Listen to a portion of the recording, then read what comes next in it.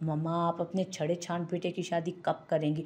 तरस आ जाता है बेचारे पे मुझे। मुंह में मुसलसल अंगूर रखे वो काफ़ी अफसोस में लग रहा था, और तब उसका मुंह की तरफ हाथाजात थमा। ये क्या? उसकी ऐसी बात पर गुस्सा और गैस की बजाय आज महसूस कुन तासुर।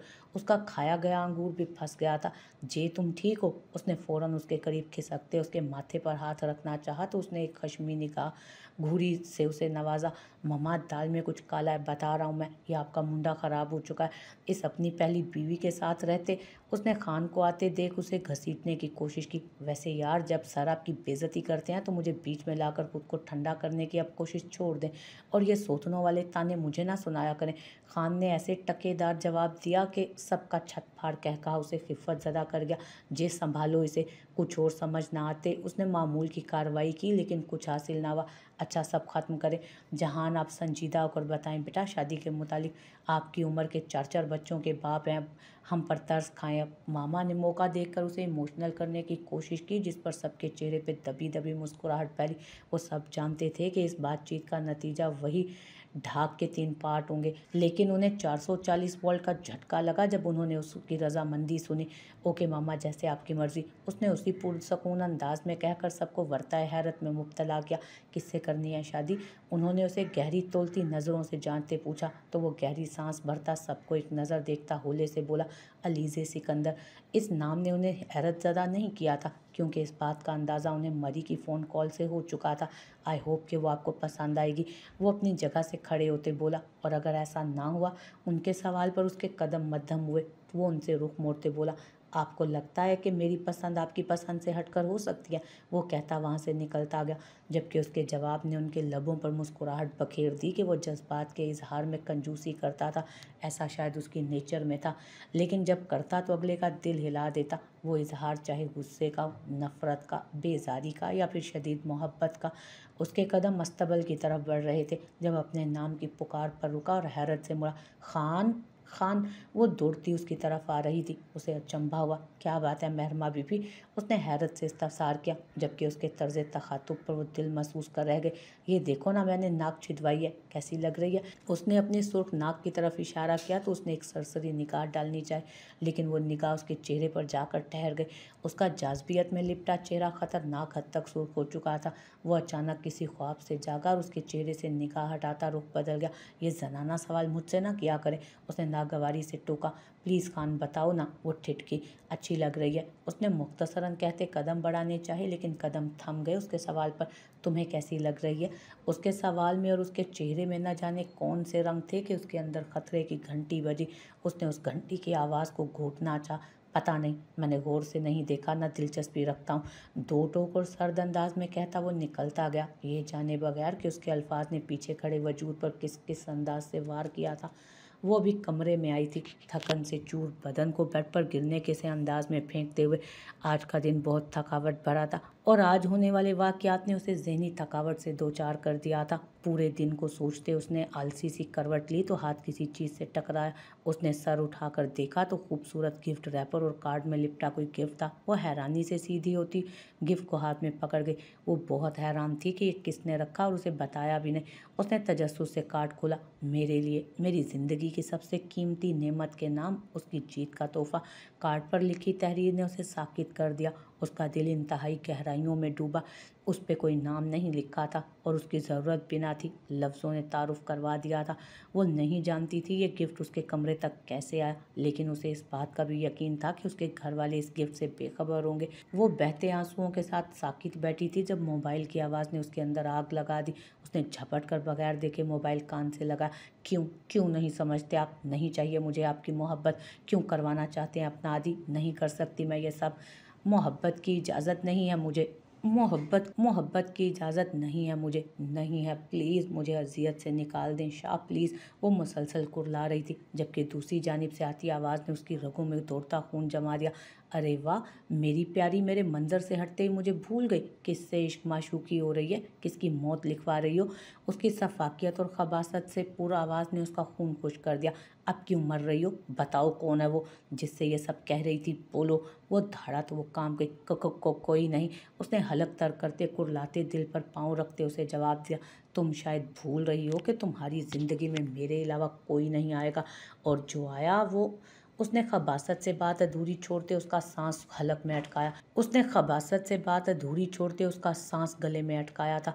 नहीं, उसने कुछ कहना चाहा। वो मारा जाएगा मेरी जान, क्यों सबकी दुश्मन बनी हो। क्यों भूल जाती हो कि तुम्हारे लिए इस दुनिया में अकेला मैं मर्द हूँ, समझी। वो गुर्राया, वो लरज उठी। जी क्या समझी। उसने उसके सब्र का इम्तहान लिया। मेरे लिए तो तुम्हारे अलावा कोई मर्द नहीं है।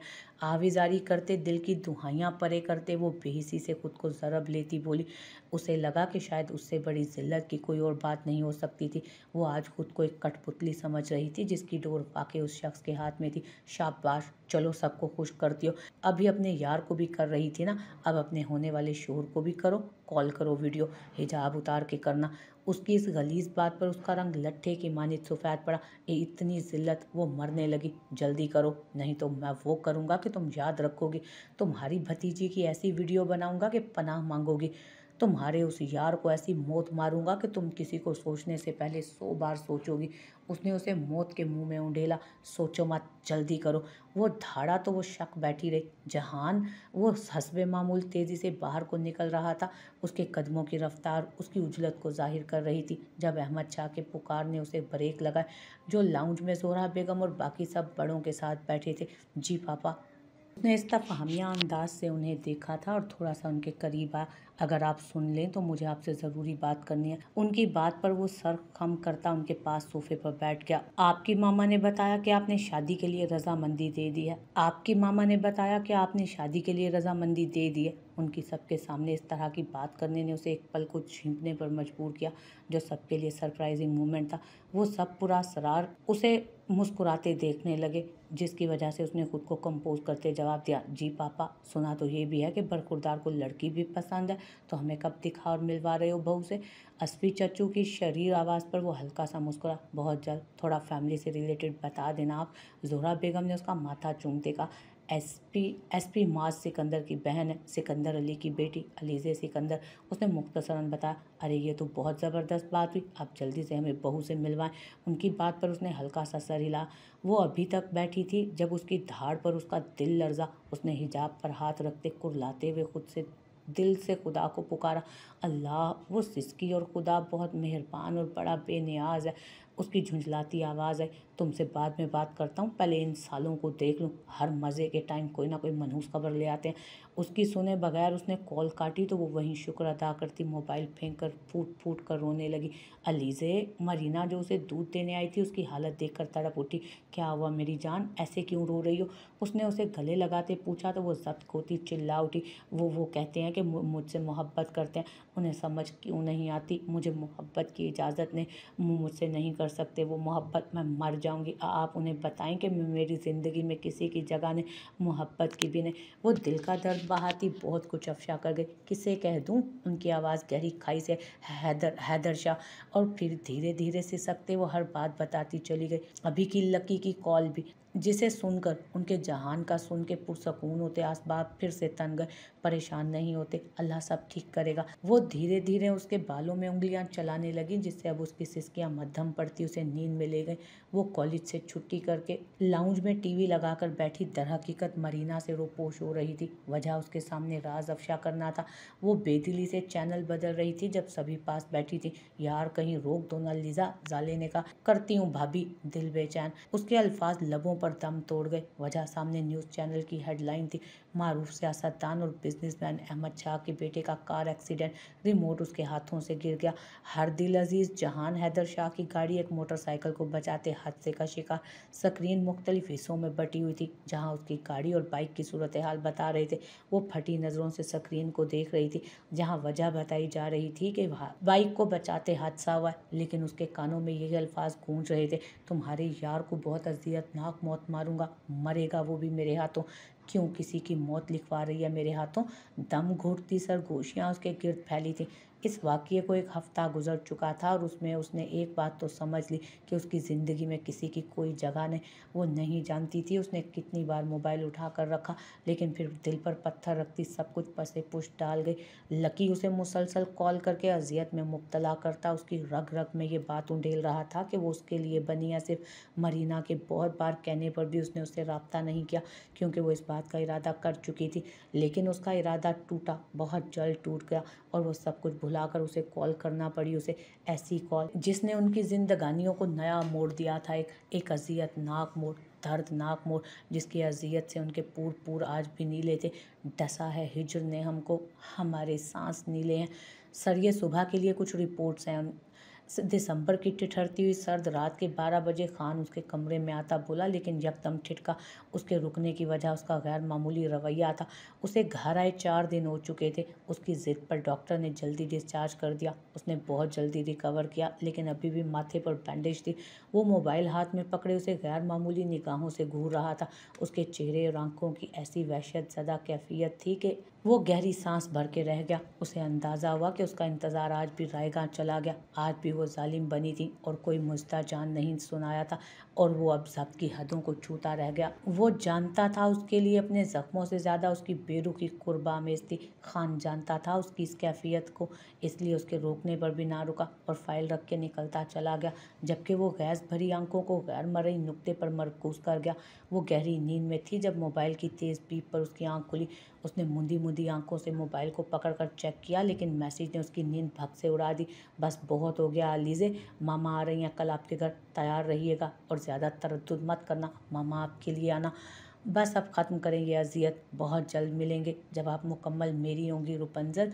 उसकी फटी निगाहें फिसली। रुपंजल, आपके लिए एक रंग ली जो मैं आपको मैरिज गिफ्ट करूंगा। आपके लिए एक रिंग ली है जो मैं आपको मैरिज गिफ्ट दूंगा जब आप मेरी होंगी मेरे पास। आपकी सुनी कलाइयाँ देखकर ब्रेसलेट लिया, लेकिन अफसोस ये हदबंदियाँ। उसके अल्फाज उसका दिल बंद करने को थे। तभी उन सरगोशियों में सफाकियत जागी। क्यों मरवाना चाहती है उसे? मरेगा वो मरेगा। उन सरगोशियों ने उसे एक गहरे ख्वाब से जगाया, और तब उसने एक पल में फैसला किया और उस पर अमल करते मोबाइल पकड़ा। उसने कांपते हाथों से मोबाइल कान से लगाया। बेल जा रही थी, तभी उसका गंभीर लहजा गूंजा। अस्सलामुअलैकुम हैदर, जहान हैदर शाह स्पीकिंग। वालेकुम अस्सलाम, उसने होले से कहा। कैसे हैं? बिल आखिर आज 2 हफ्ते बाद उसने पूछ ही लिया। हाथ लग जाएं अगर तेरे तो फिर जाना, कोई काफिर हो जो सर दर्द का रोना रोए। उसका पुरतपिश जज्बात से चूर लहजा उसके छक्के छुड़वा गया। प्लीज़, उसने इंतजाइया कहा। अभी से? अभी तो शिद्दतें बाकी हैं। उसका लहजा, उफ, उसे लगा उसका दिल कानों में धड़कने लगा। हैदर प्लीज़। वो बेसाख्ता बोल उठी और फिर दम बखुद रह गई। मगर तुम जो पुकारो जाना, जान हाजिर, अना भूल जाऊं प्यार वारूं। वो शायद आज उसकी जान निकालने के दर पे था। मुझे बात करनी है आपसे, वो कंट्रोल करती हिम्मत से बोली। जी करें, उसका मखसूस लहजा गूंजा। मुझे आपसे मिलना है। उसने उसके हवासों पर बम फोड़ा। वो जानता था ज़रूर कोई बात है जो वो उसे कॉल कर रही है, लेकिन ये बात आप, उसने कुछ कहना चाहा तो प्लीज़ कुछ मत पूछें, आप जगह बता दें, मैं सबको बता दूंगी प्लीज़। वो भर्राई आवाज़ में बोली। आप फार्म हाउस आ जाइएगा, खान आपको कल 10 बजे ले लेगा। कोई पब्लिक प्लेस अफोर्डेबल नहीं। वो उसी पुरसकून लहजे में बोला। तो थैंक यू। उसने फ़ोन रख दिया और फूट फूट कर रोने लगी, जबकि वो पेशानी पर बल लिए इस बात को सोच रहा था जिसने उसे ये कदम उठाने पर मजबूर किया। लेकिन दिल कहीं खुशगुमान भी हो रहा था कि शायद उसकी मोहब्बत पर यकीन आ गया उसे। लेकिन उसकी सोचें बदस्तूर जारी थी। 9:30 हो चुके थे। वो शीशे के सामने खड़ी अपने होंठों को पहली बार डार्क रेड लिपस्टिक से सजा रही थी। तभी मरीना कमरे में दाखिल हुई। उन्होंने फुल ब्लैक कपड़ों में मलबूस अलीज़े पर एक नज़र डाली। वो बहुत खूबसूरत लग रही थी। लंबे आबशारों को एक कैचर में जकड़े, सुर्ख लिपस्टिक से सजे होंठ, मस्कारे से बोझल पलकें और स्याह रंग वो हवासों पर छा रही थी। उसकी खूबसूरती पर दाग लगाती उसकी वीरान और वहशतज़दा आंखों ने उनका दिल बेचैन किया। अलीज़े बता दो क्या करने जा रही हो, मेरा दिल होल रहा है। वो बेबसी से बोली। आज पहली बार वो ज़िद्दी हुई कि आने से पहले कुछ ना पूछें। उसके मिलने का सिर्फ मरीना जानती थी। भाभी आके बताती हूँ, ये बताएं कैसी लग रही हूँ। उसने उन्हें चौंकाया कि जो बाल कभी वो खुद ना बनाती थी, आज उसकी तैयारी का क्या मकसद था। बहुत प्यारी, वो प्यार से बोली तो वो होले से रुख बदल गई। तभी उसके मोबाइल की रिंग टोन हुई, जिसके साथ उसका दिल सिकुड़ कर उभरा। उसने एक नज़र मोबाइल को देखते कॉल ड्रॉप की और स्याह शॉल और दुपट्टा उड़ा। उसके बढ़ते कदम मरीना की आवाज़ ने रोके। मैं नहीं जानती तुम क्या करने जा रही हो, लेकिन ये कहूँगी कि डर की वजह से दरवाजे पर आई मोहब्बत को मत ठुकराना। दिल को तोड़ना आसान है, लेकिन उसके बाद उसकी अजियत झेलना मुश्किल, और किसी के इश्क को ठुकराना गुनाह। उनके अल्फाज ने उसके धड़कते दिल को साकित किया, लेकिन फिर रिंग की आवाज़ ने हवासों को बरकरार रखा। वो सर झटकती खुदा हाफिज कहती घर से बाहर निकल गई। वो मन भर के कदम उठाती, फिर खड़ी काले शीशों वाली गाड़ी की तरफ बढ़ गई, जिसकी वजह वो जानती थी। उसके पास आते ही खान बाहर निकला और उसे सलाम करता, उसके लिए दरवाज़ा खोलता, उसे बैठने का कहते एहतराम से दरवाज़ा बंद करता, ड्राइविंग सीट पर बैठ गया। उनकी गाड़ी के ताक़ुब में हस्बे मामूल गार्ड्स की गाड़ी थी। वो ज़्यादा हैरान नहीं हुई, क्योंकि वो जानती थी वो जिस शख्स के पास जा रही है या जिस शख्स की गाड़ी में वो बैठी थी, वो इतना प्रोटोकॉल डिज़र्व करता था।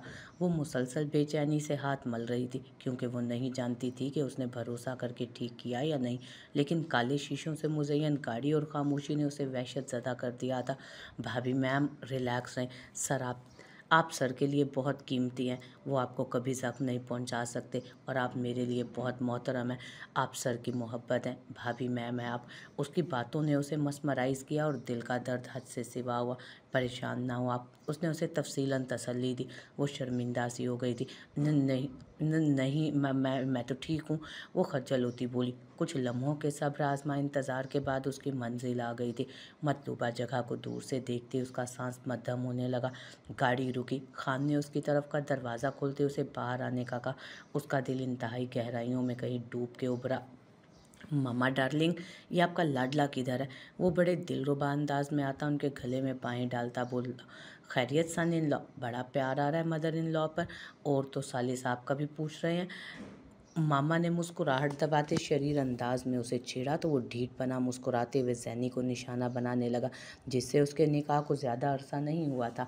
एक्चुअली मेरा अपनी बीवी से रोमांस का मूड बन रहा था, इसलिए बीवी को पटाने में एक साले की गैर मौजूदगी कंफर्म कर रहा था कि वो रोमांस में भंग ना डाले। उसने बेबाकी से उसे गहरी नज़रों की जद में रखते कहा तो उसकी ऐसी बेबाकी पर काफ़ी हू हा मची।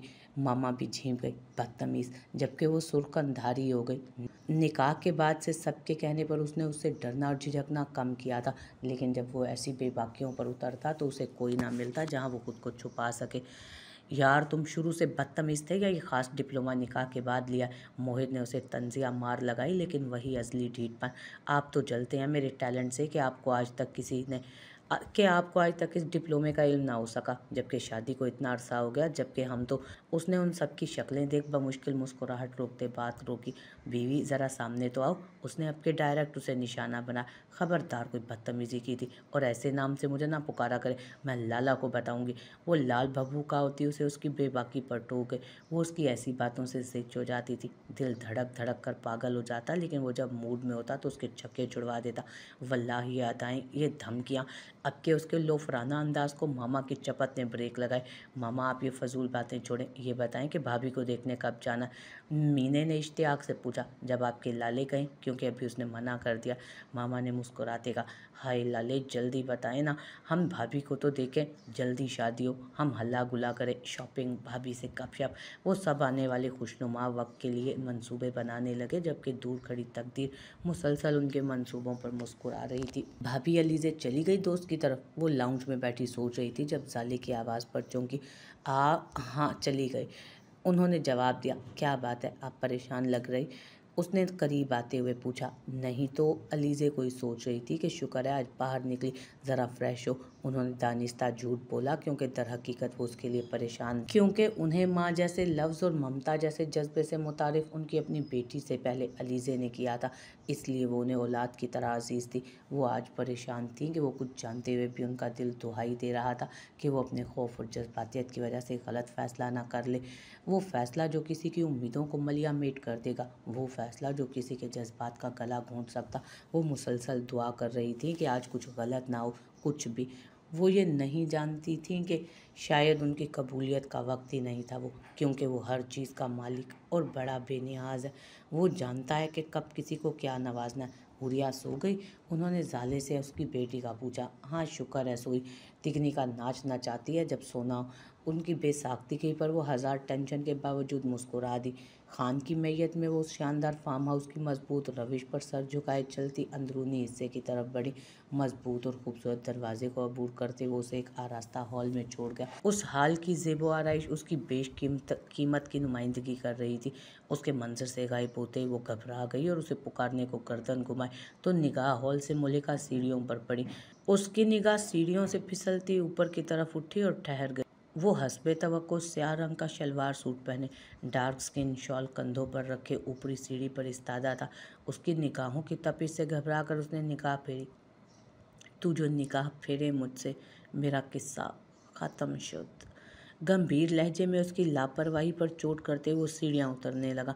Welcome to my home Rupanjal. उसके करीब आता उसे निगाहों के जद में रखे उसने धीमे से उसे खुशामदीद कहा। वो हलक तर करती सर हिला गई। वो उसे इशारा करता हॉल से मुलेका सिटिंग एरिया की तरफ बढ़ता चला गया। आइए। उसे आगे को चलने का कहकर वो होले से उसकी पैरवी करने लगा। प्लीज़। सोफे की तरफ इशारा करता वो उसे बैठने को कहने लगा। आप बैठें प्लीज़ पहले। उसकी इतनी हल्की आवाज़ में कहा गया वो बमुश्किल ही सुन पाया, लेकिन वो उसके दोबारा कहने पर बैठ गया। और तब उसने अपनी हैरानगी को बमुश्किल कंट्रोल किया जब वो भी एक फासला रखती उसी सोफे पर बैठ गई। उसका दिल न जाने क्यों यकदम किसी अनहोनी के ख्याल से मद्धम पड़ा। उसने उसकी मुलायमत से भरपूर चेहरे पर नज़र डाली। लेकिन कैसी हैं आप? उसने अपने मखसूस अंदाज में पूछा। मैं ठीक हूँ, उसने नज़रें इधर उधर घुमाते कहा और फिर एक वक्फे बाद हल्का सा मिनमिनाई। आप कैसे हैं?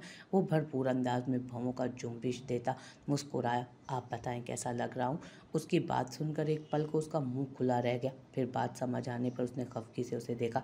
आपकी तबीयत पूछी मैंने, उसने नरोठे अंदाज में कहा। आए चेक कर ले। उसने अपना बाजू उसकी सिम बढ़ाया। वो बौखला गई और गड़बड़ाते उसे देखा तो वो पूरी संजीदगी से उसकी तरफ मुतवज्जो था। मजाक की कोई रमक भी उसके चेहरे पर न थी। वो हनूज बाजू उसकी तरफ किए हुए था। ठीक लग रहे हैं आप। उसने नज़रें सामने दीवार पर टिकाते जवाब दिया तो वो मुस्कुराहट घूंटते रह गया। इसका मतलब मेरा चेहरा पढ़ लेती हैं आप? उसने गोया आज उसे जिज करने का इरादा किया था या वो सामने देखकर उसे खुद पर ज़ब्त नहीं रख पा रहा था। आप मेहमानों की मेज़बानी सवालों से करते हैं। उसने उसे मौजू से हटाना चाहा, लेकिन मेहमानों की नहीं करते, लेकिन जो मेज़बान हो घर के, हाकिम हो दिल के, उनके सामने इल्तजाएं दी जाती हैं, सवाल छोड़े जाते हैं। पुरतपिश लहजे में दिए गए जवाब ने धड़कनों को मुतज़लज़ल किया। वो भाप छोड़ता हुआ चेहरा झुका गई। क्या लेंगी आप? क्या पसंद है आपको? उसने अब के नॉर्मली सवाल किया तो वो चौंक गई और खुद को नॉर्मल करने लगी कि जो कुछ वो आज करने आई थी वो कुछ, और जो कुछ वो आज मांगने आई थी उसके लिए उसे उसके सामने नॉर्मल रहना था। जूस। जूस, उसने मुख्तसरन कहते उसे इंटरकॉम उठाते ऑर्डर दिया था।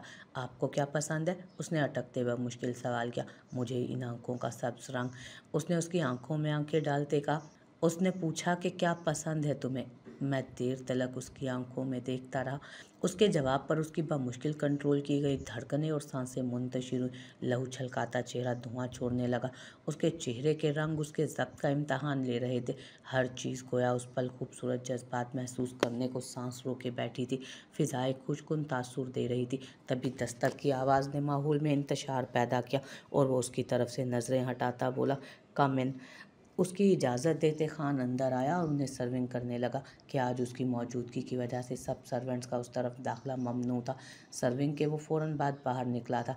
ये आपके क्या लगते हैं? जूस का सिप लेते उसने सवाल किया तो उसने खुशगवार हैरत से उसे घूरा।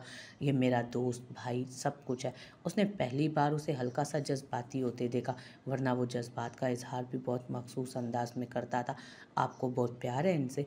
अब के उसने दिलचस्पी से पूछा। हाँ, क्योंकि ये मेरे पास तब आया जब मैं सबसे कटा हुआ था और जब इसे सबकी ज़रूरत थी, और अब ये मेरी फैमिली का हिस्सा है। उसने आदत के बरखिलाफ तफसीली जवाब दिया। ये कब आया आपके पास? उसके छोटे छोटे सवाल बढ़ने लगे।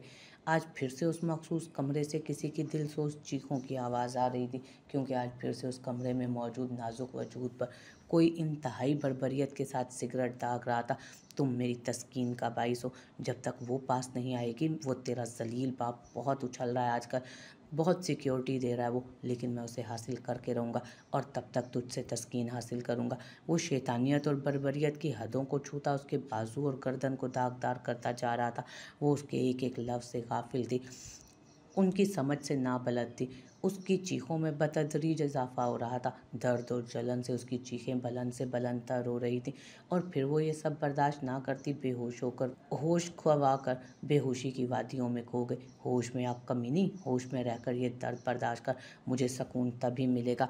उसे होश से बेगाना देख वो पागल हो गया और ज़्यादा शिद्दत से उस पर अपना दीवानापन उंडेलने लगा।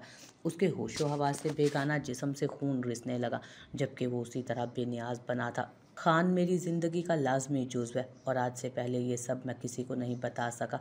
खान के बारे में बताते वो आखिर में बोला तो उसने अपनी आंखें साफ करते बकिया सवाल खुद में ही दफन कर लिए। खामोशी का एक तकलीफ दे लम्हा उनके माबैन रक्स करने लगा। वो उसके चेहरे पे नज़रें जमाए बैठा था, जो सर झुकाए इस सोच में गुम थी कि बात कहाँ से शुरू करे। खामोशी की इस तकलीफ दे लम्हे से बचने को उसने सिगरेट सुलगाया, गोया उसकी तकलीफ से छुटकारा पाना चाहता हो। सिगरेट की स्मेल से वो चौंकी और एक नज़र उसे देखा, जिसका चेहरा सर्द और सपाट तासुरात से सजा था। आप कितना प्यार करते हैं मुझसे?" दिल को मजबूत करते उसने पहली सीढ़ी पर पाँव रखा। "क्या सबूत लेने आई हैं आप?" उसके मखसूस लहजे में किए सवाल पर वो दम बखुद रह गई, तो गोया वो जानता था कि उसका इरादा क्या था। आप किस हद तक सबूत दे सकते हैं?" उसने उसे जांचना चाहा। "जिस हद तक आप चाहती हैं।" उसके जवाबात। "मैं चाहती हूँ कि आप ये मुल्क शहर छोड़ दें।" हवा एकदम साकित हुई, माहौल एकदम साकिन हुआ। "मैं तुमको भूल जाऊंगा, न तुमको याद आऊंगा। मैं तुमसे दूर रहकर भी तुम्हें जी कर दिखाऊंगा। तुम्हें मालूम है, लेकिन ये सब मैं कर ना पाऊंगा कि तुमको भूल जाने में अभी कुछ देर बाकी है।" माहौल में एक वहशतनाक खामोशी छाई हुई थी। वो उसकी तरफ देखने से गुरेज़ां थी। वो सांस रोके उसके रद्द अमल की मुंतज़िर थी, लेकिन एकदम खामोश रद्द अमल ने उसकी सांसें रोकी हुई थी। और फिर अचानक माहौल में किसी शय के जलने की स्मेल फैलने लगी। वो किसी ख्वाब से चौंकी और बमुश्किल आंखें उठाकर उसकी तरफ देखा तो उसका सांस सीने में अटक गया। ये क्या कर रहे हैं आप? ध्यान किधर है आपका?" वो बेसाख्ता जगह से उठकर उसके करीब हुई, जबकि वो सिगरेट से झुलसे हुए हाथ से बेपरवाह उस पर नज़रें जमाए बैठा था। उसकी आंखों में ऐसी बेयकीनी और वहशत थी कि उसे लगा उसका दिल बंद हो जाएगा। तड़पते दिल के साथ उसने कांपते हाथों से उसका हाथ थामा। वो जी जान से चौंका और उसकी तरफ देखा, जो एक हाथ में बमुश्किल उसके मजबूत हाथ को पकड़े, दूसरा हाथ अपने बालों की तरफ बढ़ाया। "क्या कर रही हो?"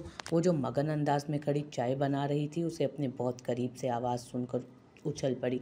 वो फ़ौरन से पहले मुड़ी और पीछे खड़े वजूद से टकरा गई। उसका बदन सनसना उठा। आप क्या कर रहे हैं?" वो फ़ौरन से पहले पीछे हुई तो स्लीप से टकरा गई। मैं चाह के साथ चाय पीने आया हूँ।" उसने आदत से मजबूत भड़कता हुआ जवाब दिया, जिसने उसके चेहरे को सुर्ख किया था।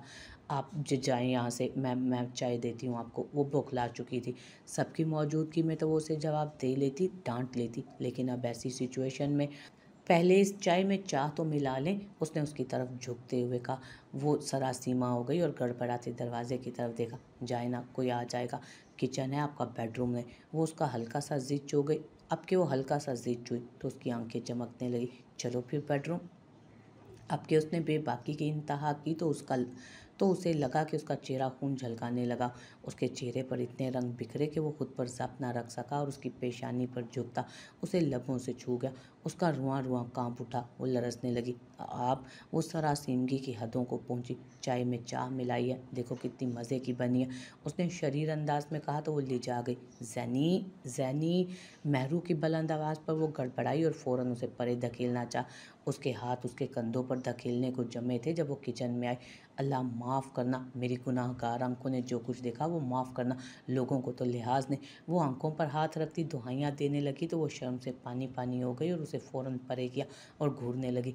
"क्या यार, अच्छी भली चाह वाली चाय बन रही थी, तुम रंग में भंग।" वो शरीर मुस्कुराहट के साथ उन्हें चिढ़ाता बाहर निकला तो उसका मुंह खुल गया। अचानक उसका रुख अपनी तरफ देख ज़ैनी गड़बड़ा गई। "ये तुम क्या कर रही थी?" उसने आईब्रो उचकाकर पूछा। मेरा मतलब है चाय।" वो जल्दी से कहती, चूल्हा बंद करती, उसकी साइड से बाहर निकलती भागी। "सुनो, बहुत मसरूफ़ हो तुम भी। मुझे भी सच कहूँ तो बहुत से काम करने हैं।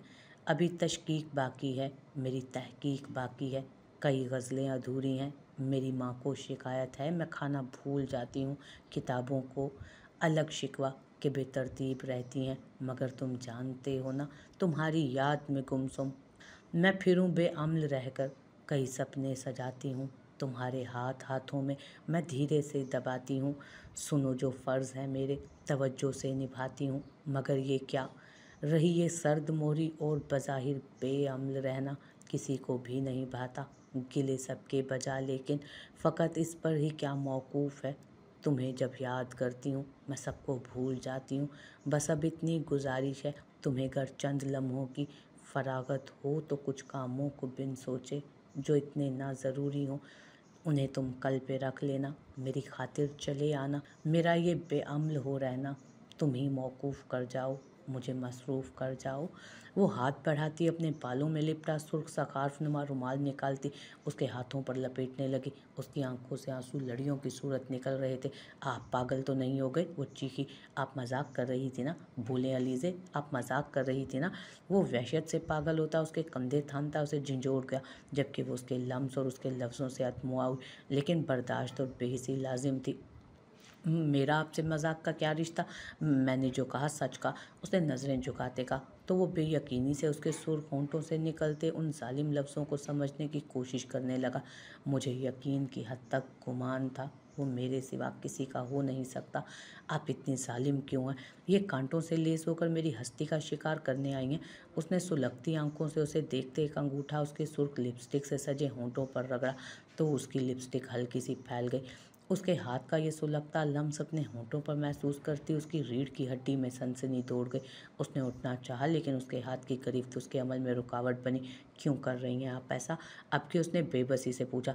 आप मुझसे कुछ नहीं पूछेंगे, लेकिन अगर कभी भी मुझसे मोहब्बत की है तो उसके सदक़े में कुछ मांग रही हूँ, प्लीज़। वो सिसक उठी तो वो तड़प गया। अगला लम्हा अलीज़े की पूरी हस्ती हिला गया जब उसने उस शानदार मर्द को अपने कदमों में बैठे देखा। इतनी बड़ी आजमाइश मत लें मुझसे।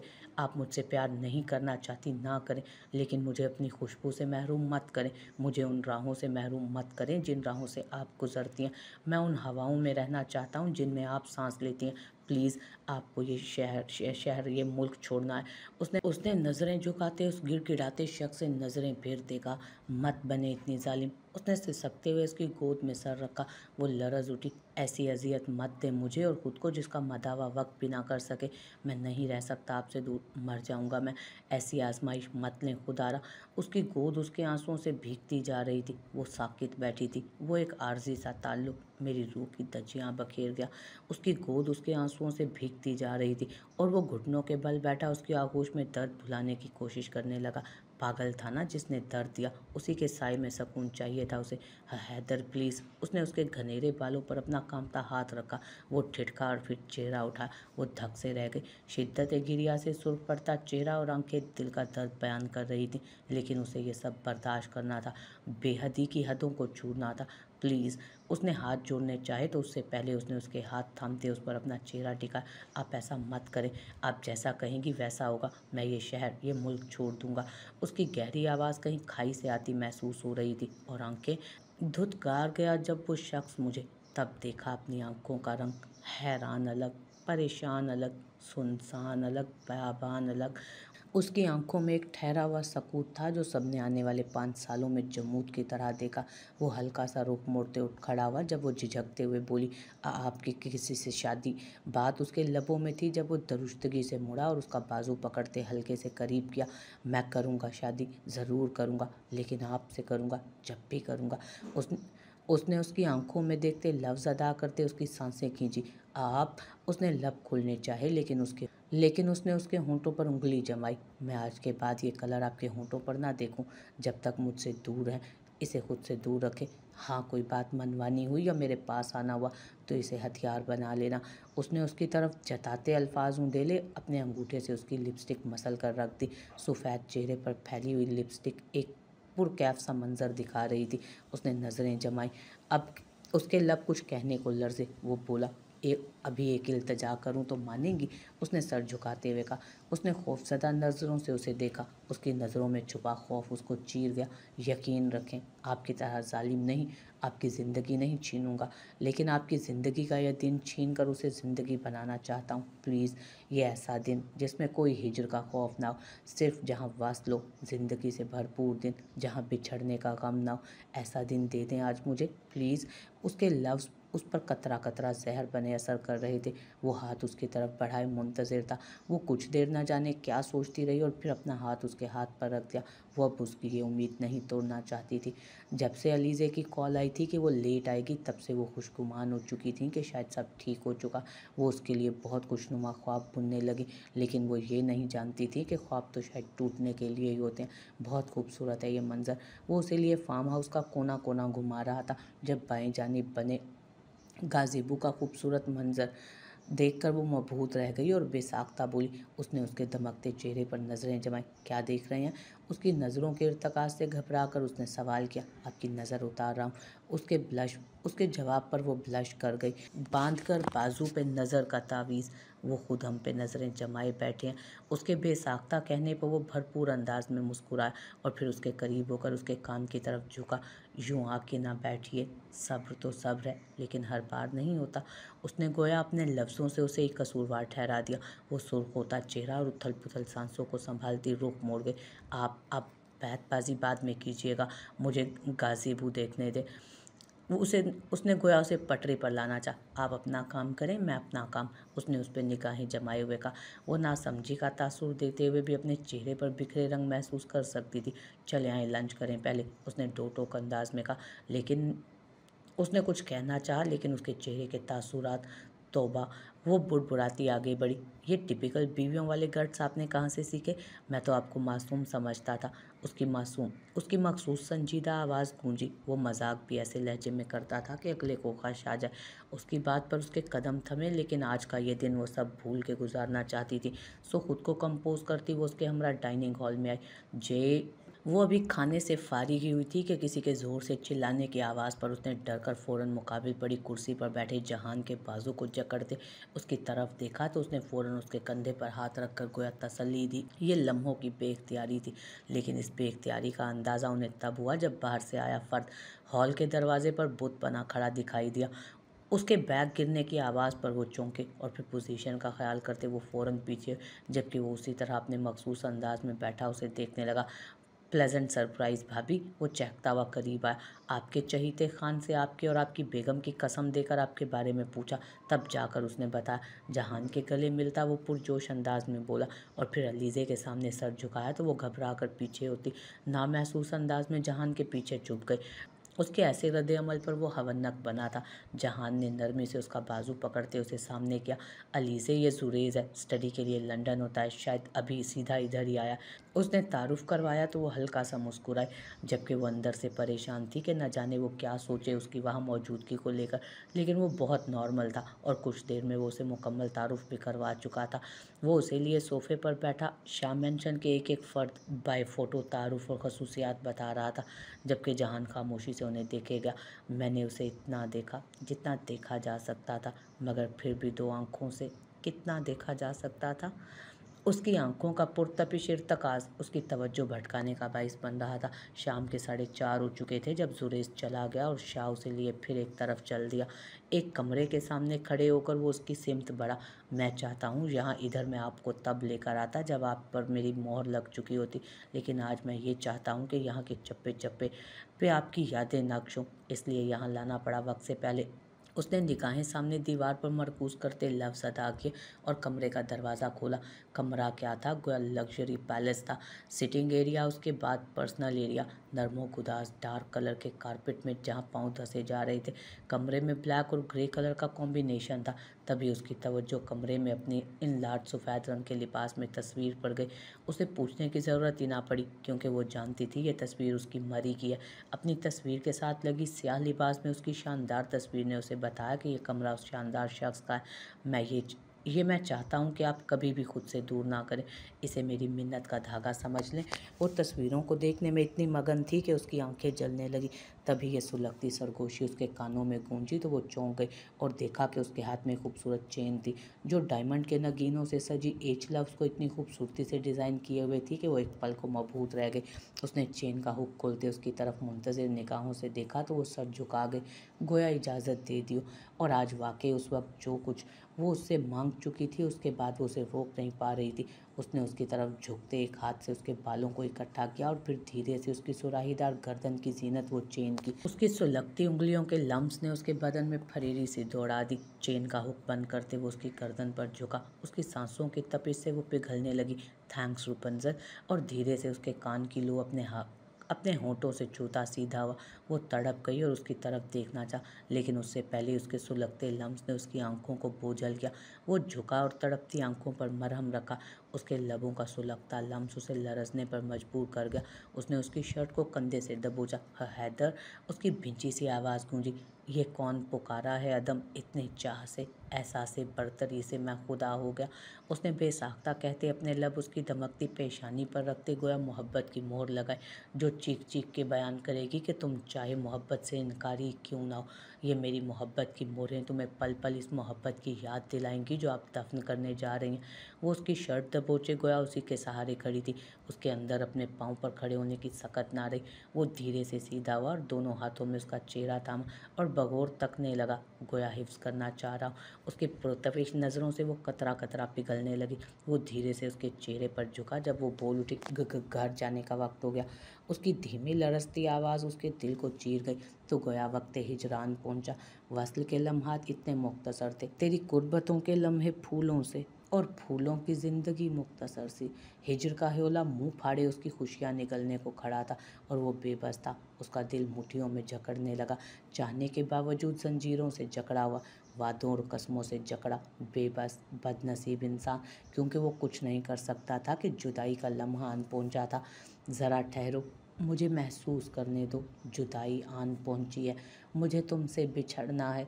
तुम्हारी मुस्कुराहट, गुफ्तगू, खामोशियाँ, सब कुछ भुलाना है। तुम्हारे साथ गुजरे संदली लम्हों को अपने दिल में बसाना है। तुम्हारे ख्वाब सी आंखों में अपने अक्स की परछाई महसूस करने दो। ज़रा ठहरो, मुझे तन्हाई को महसूस करने दो।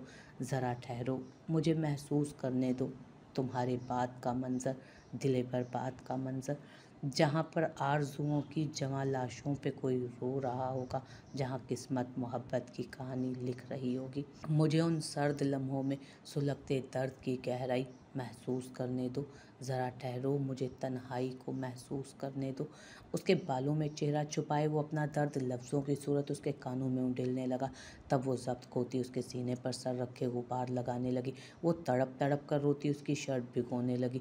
उसने हल्का सा सर झुकाए अपने सीने में मुंह छुपाए उसकी शर्ट को सख्ती से जकड़े उस नाजुक लड़की को देखा जो उसकी रग रग में बसी थी, जिसे बिछड़ने का एहसास ही जानलेवा था।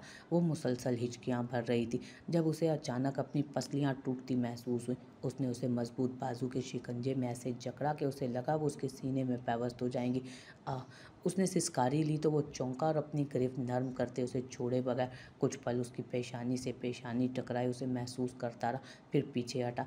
पीछे हटते उसे यूं महसूस हुआ कि गोया दिल पे पाँव रखा हो। उसने ना चाह कर भी अपने आंसू से उसे सब कुछ बयान कर दिया था। वो जो छुपाती थी, उसकी नफ़रत का दावा भी धरा का धरा रह गया था। अब के लौटा तो सदियों की उम्र लाऊंगा कि तेरे साथ मुझे मुख्तसर नहीं रहना। अपनी तमाम चीज़ें समेटती वो उसकी तरफ अलविदाइया नज़रों से देखने लगी। कभी सजा लूँ तुझको आँखों में, कभी तस्बीहों में पिरोया करूँ। जब उसके लफ्ज़ों ने आंखों में नमी सी भर दी जिसे छुपाने को वो रुख बदल के बोली, आप शादी के बगैर कभी वापस नहीं आएंगे। और उससे पहले वो कुछ कहती, उसने उसके होंठों पर अपना अंगूठा रख दिया। बस इतनी जालिम ना बने, कुछ मेरी भी सुन ले। मैं शादी करूँगा, ज़रूर करूँगा, लेकिन आपसे करूँगा। क्योंकि आप किसी और से शादी कर ही नहीं सकती, और अगर ऐसा करने की कोशिश भी की तो मैं होने नहीं दूंगा। उसके चेहरे पर गर्म सांसों की गर्माहट और उसकी जुनूनी कैफियत ने उसे लर्जा के रख दिया। वो लरस कर पीछे हुई और उस साहिर से बचने को फौरी खारजी दरवाजे की तरफ कदम बढ़ाए। तो अचानक जो किसी दिन मुझे मुड़कर देखे, मैं तुझे उम्र का ठहरा हुआ लम्हा लिखूं। उसके बढ़ते कदम छिटके, थमे और थम कर रुक गए, और फिर गोया सब कुछ रुक गया। उसके लफ्ज़ों का पास रखते उसने भराई नज़रों से उसे देखा। उसका दिल उसका घायल दिल उन नैन कटोरों में हिचकोले खाने लगा और फिर यकायक उसकी आंखों के सामने वो फिसलती रेत की तरह उसके हाथों से उसकी जिंदगी से निकलती चली गई। मैं तुमको भूल जाऊंगा, न तुमको याद आऊंगा। मैं तुमसे दूर रहकर भी तुम्हें जीकर दिखाऊंगा। तुम्हें मालूम है लेकिन ये सब मैं कर ना पाऊंगा कि तुमको भूल जाने में अभी कुछ देर बाकी है। नहीं, अलीज़े की तरफ नहीं जाना। मुझे कुछ अरसे के लिए लंदन जाना इमरजेंसी। जब वापसी हुई तब जाइएगा। लुटे पुटे अंदाज में जब उसकी वापसी हुई तो सबसे पहले पूछे जाने वाला सवाल उसके लिए आरे की मानित था जो रगों को चीर। कोई तो हो जो रगों में बहती अज़ियतों में मदावा करते उनका गरूर तोड़ दे। उसकी सर्द आवाज़ और वीरान आंखों में छुपे तासुर ने उनके दिल को हौला दिया था। सबका बेसाख्ता सवाल, काम है मुझे, परसों जा रहा हूँ, आके डिस्कस कर लीजिएगा। दो टोक और सर्द आवाज़ में कहकर शिकस्ता कदमों से वहाँ से वो निकला और उसके कदमों की शिकस्तगी ने उन्हें अनहोनी का एहसास दिया। कहते हैं कि किसी इंसान के उठते कदम उसकी कैफियत की अक्कासी करते हैं। खुशी में सरशार कदम, गम में निढाल कदम, लेकिन उसके कदम शिकस्ता थे क्योंकि उसकी उम्मीद टूटी थी और फिर वो चला गया। उसे ठीक 3 दिन के बाद जब उसने ये न्यूज़ स्क्रीन पर देखी तो उसका दिल मुट्ठी में जकड़ा गया। वो साकित नज़रों से स्क्रीन को घूरे जा रही थी। जब मरीना की आवाज़ पर चौंकी, जब ये सब खुद तय करके आई हो तो अब इस तरह शुशदर क्यों हो? सब कुछ तुम्हारी ख्वाहिश के मुताबिक ही तो हो रहा है। परसों जब वो मिटे मेकअप, बिखरे हुलिये और सुर्ख आंखों के साथ घर वापस आई तो उसकी हालत देखो सब समझ गई थी, लेकिन कुछ ना कहा। लेकिन अब वो ना रह सकी तो बोल उठी। उनकी बात सुनकर उसका दिल सिसक उठा। दिल में कहीं दूर उसकी जुदाई का दर्द जोर से जागा। वो बिछड़ा तो यूं लगा मेरी मन्नत का धागा टूट गया। उसकी आंख से आंसू टपका। क्यों किया ऐसे अलीज़े, क्यों? यकीन तो रखती। उनके सवाल पर वो जब्त खोती हुई चटक उठी। क्या देता ये यकीन? आपको दिया इस यकीन ने। आपकी बेटी का साथ, जाले को मिला उनका बेटा वापस, मामा बाबा आ गए वापस। उसने उनकी रूह खींची। नहीं ना, उसने इस्तेहज़ाइया कहा। कुछ नहीं देता ये यकीन और मैं नहीं कर सकती ये सब, नहीं बन सकती किसी की भी मौत का बाइस मैं कभी नहीं। वो चिल्लाई, नफ़रत करती हूँ मैं उससे। क्यों आए वो ज़िंदगी में, क्यों? नफ़रत है मुझे। वो रोती चिल्लाती कमरे में भागी। स्क्रीन पर अभी भी उसकी रवानगी के मनाजिर दिखाए जा रहे थे। स्याह सूट, आंखों में वीरानगी, गार्ड्स का झुरमट, फुल सिक्योरिटी, लेकिन वो बेनियाज सा सामने नज़रें मरकूज़ किए चलता जा रहा था। उसकी निगाहों का सर, तासुर और वीरानी सबसे नुमाया थी। मेरी कोसे कज़ा के रंगों में 8वां रंग है उदासी का। वो सिसकती हुई बहती आंखों से न्यूज़ कास्टर की आवाज़ों से पीछा छुड़ाती सीढ़ियाँ चढ़ती हुई जा रही थी। जान जाती है जिसके जाने से उसका जाना भी हमने देखा है। कमरे में आकर वो फूट फूट कर रोने लगी। अचानक नोटिफिकेशन की आवाज़ पर उसकी हार्ट बीट मिस हुई। न जाने दिल ने किसके होने का सिग्नल दिया था। उसने लपक कर मोबाइल पकड़ा तो वॉइस नोट था। उसने लरसते हाथों से वो ओपन किया तो आने वाली उसकी आवाज़ दिल के तार हिला गई। तू सफ़र मेरा, तू ही मंजिल है मेरी, तेरे बिना गुजारा ऐ दिल है मुश्किल। तू मेरा, तू ही दुआ में शामिल, तेरे बिना गुजारा ऐ दिल है मुश्किल। मुझे आजमाती है तेरी कमी, मेरी हर कमी को है तू लाजमी। जनू है मेरा, बनूं मैं तेरे काबिल, तेरे बिना गुजारा ऐ दिल है मुश्किल। वो बहते आंसुओं से उसको सुने जा रही थी। उसके कानों में जुरेज की आवाज़ आई, भाभी आपने जे को गाते नहीं सुना? गाते कम है, लेकिन जब गाते हैं जान ले लेते हैं। और अभी भी उसे यूं ही लग रहा था, ये रूह भी मेरी, ये जिस्म भी मेरा, इतना मेरा नहीं जितना हुआ तेरा। तूने दिया जो वही दर्द सही, तुझसे मिला है तो इनाम मेरा। मेरा आसमां ढूंढे तेरी ज़मी, मेरी हर कमी को है तू लाजमी। ज़मी पे ना सही आसमां पे आमिल, तेरे बिना गुजारा ऐ दिल है मुश्किल। माना कि तेरी मौजूदगी से ये ज़िंदगानी महरूम है। जीने का कोई दूजा तरीका ना मेरे दिल को मालूम है। तुझे किस शिद्दत से चाहूँ, चाहे तो रहना बेखबर, मोहताज मंजिल का नहीं। एक तरफ मेरा हम सफ़र खूबसूरत है मंजिल से भी, मेरी हर कमी है तू लाजमी। अधूरा हो के भी है इश्क मेरा कामिल, तेरे बिना गुजारा ऐ दिल है मुश्किल मुझे आजमाती है तेरी कमी, मेरी हर कमी को है तू लाज़मी। उसने शायद अपने जज़्बात इन अल्फाज़ के ज़रिए उस तक ऐसे तरीके से पहुँचाए कि वो पागल हो गई। मोबाइल वहीं पटक कर वो बेड के साथ टेक लगाए फ़र्श पर बैठी बिलखने लगी। वो जहाज़ की सीट से टेक लगाए बैठा गुज़रे लम्हों को सोच रहा था, जब जहान ने उसे साथ ले जाने से मना किया था। तुम कहीं नहीं जाओगे खान, तुम्हें यहीं रहना है, सबका ख़याल रखना है। वो थमा और फिर रुख मोड़ते बोला, अलीज़े का ख़याल रखना है, उसकी सिक्योरिटी सबसे अवलीन काम है तुम्हारे लिए। उसने तासुरात छुपाते कहा, सर आपने ही कहा था कि आपसे ज़्यादा भाभी मैम की बात को फोकियत दी जाए, तो यही समझे कि भाभी मैम की बात का मान रखते हुए मेरा आपके साथ जाना ज़रूरी है। ये उनकी रिक्वेस्ट थी। उसने मुअद्दब अंदाज में कहा तो वो साकित हुआ, लेकिन फिर रुक गया और सर झटकते कुछ ना कहा। हुए दिल के जब जब पास पास तो हमसे बिछड़ गए। उसे फिर से गुजरे लम्हे की याद तड़पा गई कि कैसे उसने मोहब्बत होते उसकी मोहब्बत को आजमाइश में डाला। और जहाँ तक उनकी सिक्योरिटी की बात है, आपके कहने के मुताबिक उसको उसकी नेशनैलिटी के ज़रिए इलीगल काम करने के जुर्म में अरेस्ट करवा दिया गया। अब वो 5-7 साल से पहले नहीं निकल सकता, लेकिन हम उसे टॉर्चर करके मैम की भतीजी का पता नहीं करवा सकते। उसके लिए उसका होना ज़रूरी है, तो इसलिए उसे जस्ट अरेस्ट करवाया। उसकी नकलो हमल ही हमें उन मोहतरमा तक ले जा सकती हैं। इसके अलावा भाभी मैम की सिक्योरिटी के लिए स्पेशल टीम रेडी करवा दिया और उनके घर कैमरास भी लगवा दिए। उसने तफसीलन बताया। इस मंज़र को सोचते उसकी आंखों के सामने का मंज़र यकलख बदला और एक नाजुक वजूद उसके सामने उभरा, जो भराई आंखों से सरापा इल्तजा बना खड़ा था। खान तुम क्यों जा रहे हो लाले के साथ? रोते हुए कहा, पहली दफ़ा थोड़ी जा रहे हैं हम मेहरू बीबी, आप क्यों पूछ रही हैं ये सब? उसने बेहिसी से पूछा। उसकी बात पर उसने ज़ख्मी अंदाज में उसे देखा और नज़रें चुरा गया वो उसे। खान लाले क्यों जा रहे हैं? इस तरह शादी की बात छोड़ के उसने अब के सवाल बदला। पता नहीं, उसने लाइल्मी ज़ाहिर की, जो बहुत ज़रूरी थी। खान मत जाओ। उसका दिल अनहोनी के ख्याल से डरा था, क्योंकि आज अगर ये चला गया तो लौट कर नहीं आएगा। आप पागल हो गई हैं मेहरमा बीबी, अपने वक़ार को यूँ मत ज़ाया करें, आपको ज़ेब नहीं देता। और आज के बाद ऐसी गुफ्तगू से भी परहेज़ कीजिएगा। उसके दिल पर चुरके लगाता वो वहाँ से निकलता चला गया। और जहान शाह और अलीज़े सिकंदर के साथ वो तीसरा फ़र्द मेहरमा शाह थी, जिसे वो हिजर का सांप डसने वाला था। फरियाद कर रही है तरसती हुई निगाह, देखे हुए बहुत किसी को दिन हो गए। वक्त का काम है गुजरना, सो गुजरता रहा। वक्त सबसे बड़ा मरहम होता है, दिल के ज़ख्म भी भर देता है। वो भी खुद को कंपोज कर चुका था। उसे आए अभी 1 महीना हुआ था कि घर से वापसी का पूछा जाने लगा, लेकिन उसके एक जुमले ने शाह मेंशन वालों की ज़ुबानों को ताले और दिल पर ज़ब्त की सिलें रख दी। आज के बाद किसी ने मुझसे वापसी का पूछा तो मैं वापस कभी नहीं आऊँगा, और मुझे मिलने के लिए अगर इधर कोई आया तो मैं ऐसी जगह चला जाऊँगा जहाँ से मुझे ढूंढना आपके लिए मुश्किल होगा। उसके 2 टोक अंदाज पर सब चुप कर गए, लेकिन ये सब जान गए कि उसके पीछे बड़ी वजह अलीज़े सिकंदर है, लेकिन वो कुछ नहीं कर सकते थे। उसके बाद कभी किसी ने उससे ऐसी कोई बात नहीं की, दिल चाहा तब भी नहीं। 3 साल का तवील दर्दनाक अरसा गुजर गया। ज़ुजा और अलीना की शादी हो चुकी थी।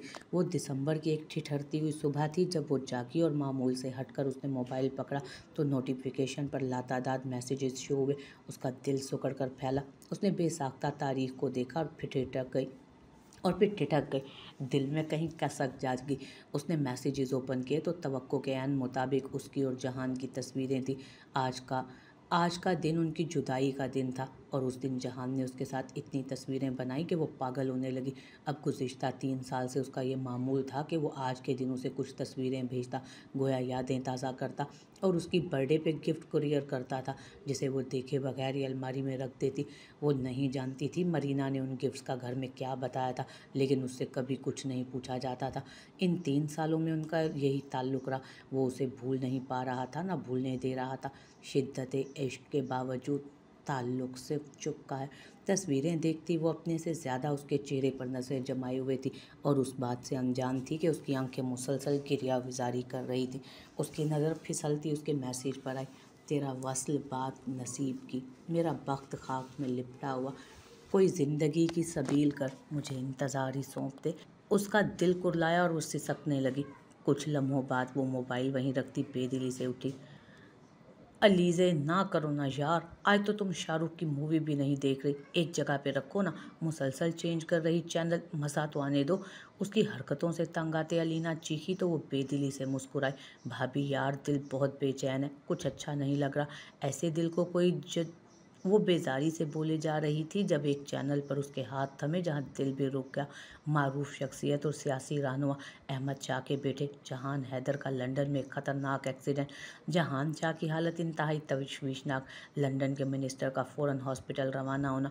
पाकिस्तानी चीफ ऑफिसर का लंदन के लिए रवाना होना। उनके घर वालों की, उनके मदा की हालत दर्दनाक। वो स्क्रीन को साकित नज़रों से देखे जा रही थी जिस पर हॉस्पिटल का मंजर दिखाई दे रहा था। हाई पुलिस फोर्स की नफरी, उसके गार्ड्स, हलचल। जहान हैदर का रात के 2 बजे इंतहाई धुंध में रैश ड्राइविंग करना बाइस बना उनके शदीद एक्सीडेंट का। उसकी आंखों के सामने सुबह के मैसेजेस घूमे जो 12 के बाद आए थे। उसकी ऐसी हालत पर वो तशवीशनाक हुई थी, लेकिन वो किसी की भी सुने बगैर लड़खड़ाते कदमों से उठी और चल पड़ी। उसके कान सुलगती सरगोशियों से जल उठे। रुपंजल, मैं चाहता हूँ ये जुल्फ़ें किसी दिन मुझ पर बिखरें। सफ़ेद रंग पहने देखकर कन्फर्म हो गया कि शादी का ड्रेस सफ़ेद होगा। शादी करेंगी मुझसे? मत करें ऐसा, मर जाऊंगा मैं। उसके वजूद पे उसके सुलगते लम्स जागे। उसका भीगता चेहरा उसके लम्स से पुरतपिश हो चुका था। वो सबसे बेनियाज लड़खड़ाते उखड़ते कदमों से चलती जा रही थी। हमेशा के लिए बिछड़ा है कोई, जुदाई गूंजती है जिस्मो जाँ में। उसकी कैफियत ने उन्हें लर्जा दिया और तब उन पर इंकशाफ हुआ कि कहीं ये मरीज़ इश्क ही ना हो। आंखें भी धड़कनों की जुबां बोलने लगी। ओझल हुआ वो शख्स तो कोहराम मच गया।